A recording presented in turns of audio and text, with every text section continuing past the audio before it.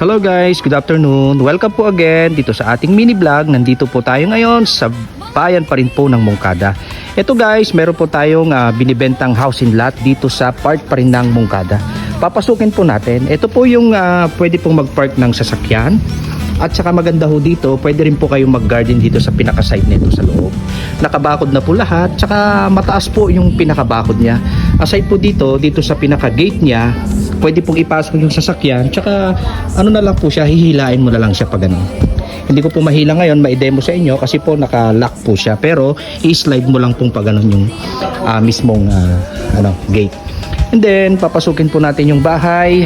Ito po yung bahay. Hi ate, magandang araw. Oh, yan. Sige te, paki-demo mo nga sa akin kung ilang kwarto ito te. Ah, yan. Ito po. May dalawang. Maganda po yung bahay kasi po talaga hindi pa po talaga siya natirahan. Kagagawa lang po yung bahay. Tapos ano na po siya, ano na po talaga siya lahat. Oh, ayan oh. Naka-design na talaga siya ng maayos na maayos. Ayan.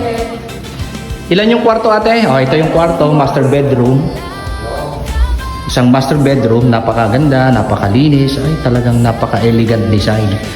Isa, pangalawa, ito po yung pangalawang kwarto po natin. Pero itong mga paintings po guys, hindi po kasama ha, kasi ho yung may-ari po nito, tattoo artist daw at saka nagpi-painting, so hindi pa po ito kasama. So lahat po ito ay naka-design na po talaga siya as clear as good. Ito po yung pangatlong kwarto. O, pati yung bike po guys, hindi na rin po siya kasama. Ito po yung pinaka-lababo natin. Ito po yung pinaka-lababo, tapos kitchen, ayan, pwede na rin po. So ito kasi parang bungalow style siya, pero napakaganda ho. Ito yung din po, ito yung pinaka-side ng house, at saka nakabakod na rin po talaga siya. Naka-elevate yung bakod. May second kitchen po doon. Ito po yung lutuan din na isa. Aside po dito, kung ayaw nyo po magluto dito, meron din po dito.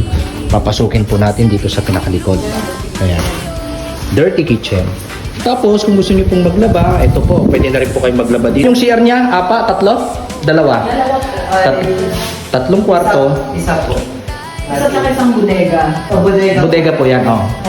Yun po, bali, ang CR lang po natin talaga dito. Tatlong room, isang CR, tsaka isang stock room. Ito po, pwede nyo rin pong gawing CR yan.